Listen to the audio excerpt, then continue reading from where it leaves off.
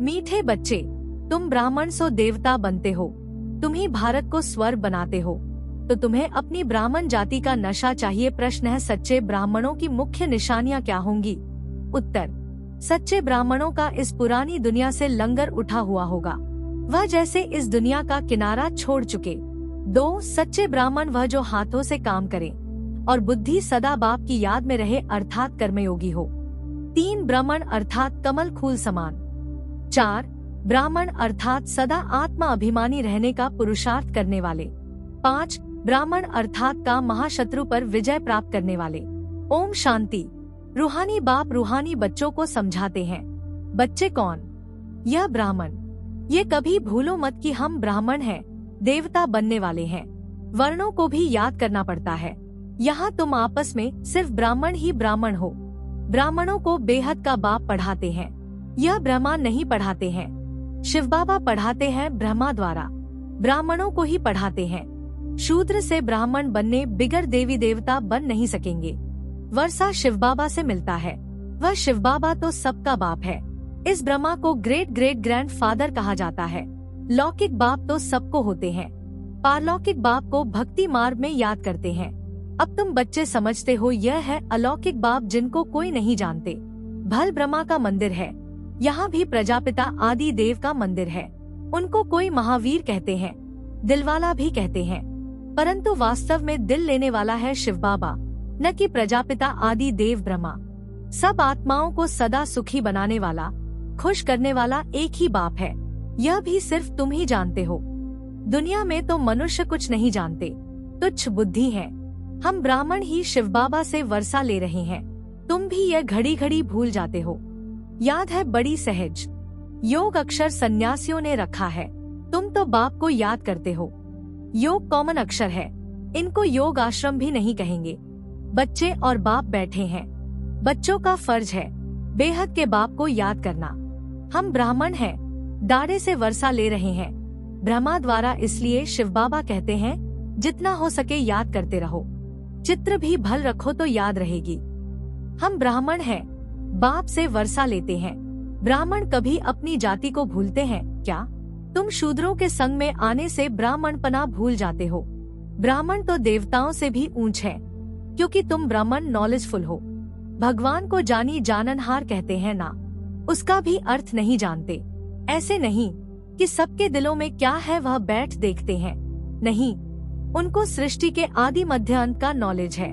वह बीज रूप है, झाड़ के आदि मध्य अंत को जानते हैं। तो ऐसे बाप को बहुत याद करना है। इनकी आत्मा भी उस बाप को याद करती है। वह बाप कहते हैं, यह ब्रह्मा भी मुझे याद करेंगे तब यह पद पाएंगे, तुम भी याद करेंगे तब पद पाएंगे। पहले पहले तुम अशरीरी आए थे, फिर अशरीरी बनकर वापस जाना है, और सब तुमको दुख देने वाले हैं। उनको क्यों याद करेंगे जबकि मैं तुमको मिला हूँ। मैं तुमको नई दुनिया में ले चलने आया हूँ। वहाँ कोई दुख नहीं, वह है दैवी संबंध। यहाँ पहले पहले दुख होता है स्त्री पुरुष के संबंध में, क्योंकि विकारी बनते हैं। तुमको अब मैं उस दुनिया का लायक बनाता हूँ जहाँ विकार की बात नहीं रहती। यह काम महाशत्रु गाया हुआ है जो आदि मध्य अंत दुख देता है। क्रोध के लिए ऐसे नहीं कहेंगे कि यह आदि मध्य अंत दुख देता है, नहीं, काम को जीतना है, वही आदि मध्य अंत दुख देता है, पतित बनाता है। पतित अक्षर विकार पर लगता है, इस दुश्मन पर जीत पानी है। तुम जानते हो हम स्वर्ग के देवी देवता बन रहे हैं। जब तक यह निश्चय नहीं तो कुछ पा नहीं सकेंगे। बाप समझाते हैं, बच्चों को मनसा वाचा कर्मणा एक्यूरेट बनना है, मेहनत है। दुनिया में यह किसको पता नहीं कि तुम भारत को स्वर्ग बनाते हो। आगे चलकर समझेंगे। चाहते भी है वन वर्ल्ड, वन राज्य, वन रिलीजन, वन भाषा हो। तुम समझा सकते हो। सतयुग में आज से 5000 वर्ष पहले एक राज्य, एक धर्म था जिसको स्वर्ग कहा जाता है। राम राज्य और रावण राज्य को भी कोई नहीं जानते। 100% तुच्छ बुद्धि से अब तुम स्वच्छ बुद्धि बनते हो नंबरवार पुरुषार्थ अनुसार। बाप बैठ तुमको पढ़ाते हैं, सिर्फ बाप की मत पर चलो। बाप कहते हैं कि पुरानी दुनिया में रहते कमल फूल समान पवित्र रहो, मुझे याद करते रहो। बाप आत्माओं को समझाते हैं, मैं आत्माओं को ही पढ़ाने आया हूँ इन आर्गन्स द्वारा। तुम आत्माएं भी आर्गन्स द्वारा सुनती हो। बच्चों को आत्मा अभिमानी बनना है। ये तो पुराना छीछी शरीर है। तुम ब्राह्मण पूजा के लायक नहीं हो। तुम गायन लायक हो, पूजने लायक देवताएं। तुम श्रीमत पर विश्व को पवित्र स्वर्ग बनाते हो, इसलिए तुम्हारा गायन है। तुम्हारी पूजा नहीं हो सकती। गायन सिर्फ तुम ब्राह्मणों का है, न कि देवताओं का।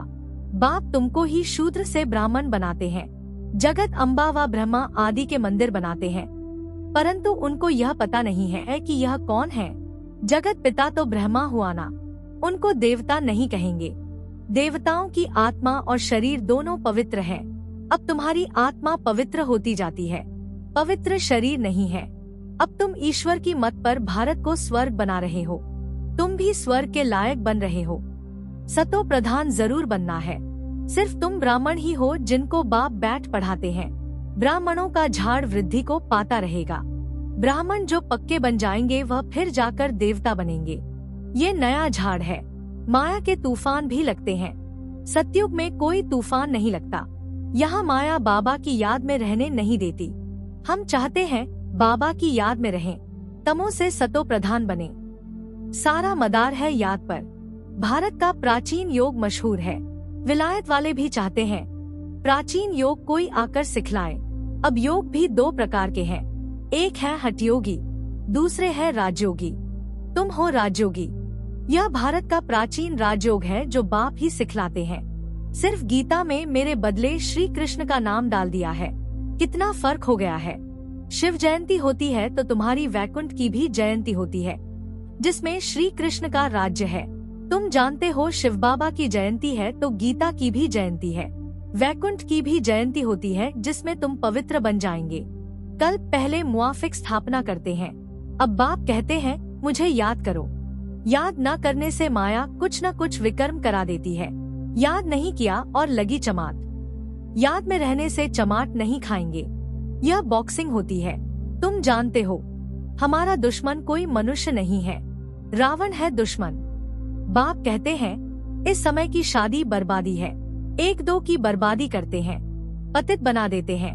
अब पारलौकिक बाप ने ऑर्डिनेंस निकाला है, बच्चे ये काम महाशत्रु है, इन पर जीत पहनो और पवित्रता की प्रतिज्ञा करो। कोई भी पतित न बने। जन्म जन्मांतर तुम पतित बने हो इस विकार से, इसलिए काम महाशत्रु कहा जाता है। साधु संत सब कहते हैं पतित पावन आओ। सतयुग में पतित कोई होता नहीं। बाप आकर ज्ञान से सर्व की सद्गति करते हैं। अब सभी दुर्गति में हैं। ज्ञान देने वाला कोई नहीं है। ज्ञान देने वाला एक ही ज्ञान सागर है। ज्ञान से दिन है, दिन है राम का, रात है रावण की। इन अक्षरों का यथार्थ अर्थ भी तुम बच्चे समझते हो। सिर्फ पुरुषार्थ में कमजोरी है। बाप तो बहुत अच्छी रीति समझाते हैं। तुमने 84 जन्म पूरे किए हैं। अब पवित्र बनकर वापस जाना है। तुमको तो शुद्ध अहंकार होना चाहिए। हम आत्माएं बाबा की मत पर इस भारत को स्वर्ग बना रहे हैं, जिस स्वर्ग में फिर राज्य करेंगे। जितनी मेहनत करेंगे उतना पद पाएंगे। चाहे राजा रानी बनो, चाहे प्रजा बनो। राजा रानी कैसे बनते हैं वह भी देख रहे हो। फॉलो फादर गाया जाता है। अब की बात है, लौकिक संबंध के लिए नहीं कहा जाता। यह बाप मत देते हैं।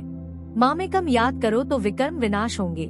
तुम समझते हो हम अभी श्रीमत पर चलते हैं, बहुतों की सेवा करते हैं। बच्चे बाप के पास आते हैं तो शिव बाबा भी ज्ञान से बहलाते हैं। यह भी तो सीखते हैं ना। शिव बाबा कहते हैं मैं आता हूँ सवेरे को।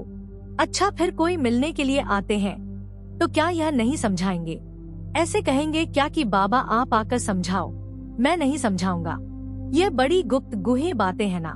मैं तो सबसे अच्छा समझा सकता हूँ। तुम ऐसे क्यों समझते हो कि शिव बाबा ही समझाते हैं? यह नहीं समझाते होंगे। यह भी जानते हो कल पहले इसने समझाया है, तब तो यह पद पाया है। मम्मा भी समझाती थी ना, वह भी ऊंच पद पाती है। मम्मा बाबा को सूक्ष्मवतन में देखते हैं तो बच्चों को फॉलो फादर करना है। सरेंडर होते भी गरीब हैं, साहूकार हो न सके। गरीब ही कहते हैं बाबा ये सब कुछ आपका है। शिव बाबा तो दाता है, वह कभी लेता नहीं है। बच्चों को कहते हैं ये सब कुछ तुम्हारा है। मैं अपने लिए महल न यहाँ न वहाँ बनाता हूँ। तुमको स्वर्ग का मालिक बनाता हूँ। अब इन ज्ञान रत्नों से झोली भरनी है। मंदिर में जाकर कहते हैं मेरी झोली भरो, परंतु किस प्रकार की, किस चीज की झोली भर दो? झोली भरने वाली तो लक्ष्मी है जो पैसा देती है। शिव के पास तो जाते नहीं, शंकर के पास जाकर कहते हैं। समझते हैं शिव और शंकर एक है, परंतु ऐसे थोड़े ही है। बाप आकर सत्य बात बताते हैं। बाप है ही दुख हरता सुख करता। तुम बच्चों को गृहस्थ व्यवहार में भी रहना है, धंधा भी करना है। हर एक अपने लिए राय पूछते हैं। बाबा हमको इस बात में झूठ बोलना पड़ता है। बाप हर एक की नब्ज देख राय देते हैं, क्योंकि बाप समझते हैं मैं कहूँ और कर न सके, ऐसी राय ही क्यों दूं? नब्ज देख राय ही ऐसी दी जाती है जो कर भी सके। कहूँ और करे नहीं तो नाफरमान बरदार की लाइन में आ जाए। हर एक का अपना अपना हिसाब किताब है। सर्जन तो एक ही है, उनके पास आना पड़े, वह पूरी राय देंगे। सबको पूछना चाहिए बाबा इस हालत में हमको कैसे चलना चाहिए, अब क्या करें?